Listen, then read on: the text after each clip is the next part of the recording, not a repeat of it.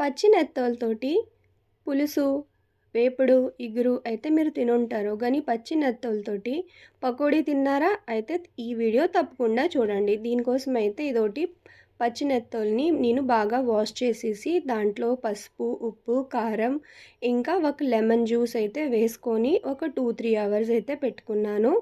ఇప్పుడు దీంట్లో 1 spoon fish masala, 1 ½ spoon red chilli powder, ఇంకా 2 స్పూన్ కార్న్‌ఫ్లోర్, ఇంకా హాఫ్ టీ స్పూన్ బియ్యం పిండి వేసుకుందాం.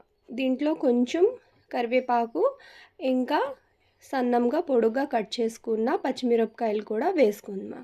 వేసుకొని బాగా కలిపేసుకొని ఒక 4-5 మినిట్ పెట్టుకుంటే దీంట్లోంచి వాటర్ రిలీజ్ అయిపోయి ఇవన్నిటికి బాగా పట్టేసుకుంటుంది. చేపలకైతే ఇవన్నీ బాగా పట్టేస్తుంది. ఇప్పుడు ఒక కళాయిలో ఆయిల్ వేసుకొని బాగా వేడి చేసుకున్న తర్వాత హై ఫ్లేమ్లోనే మనము ఒక్కొక్క చేప ముక్కల్ని ఇలాగా వేసుకోవాలి.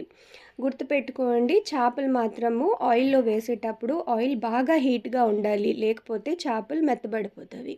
ఇప్పుడు 2 సైడ్ అయితే బాగా మీడియం ఫ్లేమ్లో వేసుకొని మనము బాగా ఫ్రై చేసుకుంటే ఇదోటి మనకి పచ్చి నెత్తాల పకోడీ అయితే రెడీ అయిపోయింది.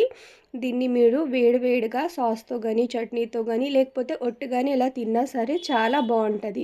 మీకు ఫ్రెంచ్ ఫ్రైస్ తినే ఫీల్ అయితే వస్తుంది. అయితే మాత్రము నిమ్మకాయ ఇవన్నీ పెట్టుకొని మినిమం ఒక 2 అవర్స్ మాత్రం మ్యారినేట్ చేసుకోండి. ఇంకా మీకు పచ్చి నెత్తోలతోటి పులుసు రెసిపీ కావాలంటే ఇక్కడ రిలేటెడ్ బటన్ ఉంటుంది కదా, దాన్ని అయితే క్లిక్ చేసుకొని చెక్ చేయండి. ఇలాంటి రెసిపీస్ కోసం అయితే ఛానల్ని సబ్స్క్రైబ్ చేసుకోండి. Thank you.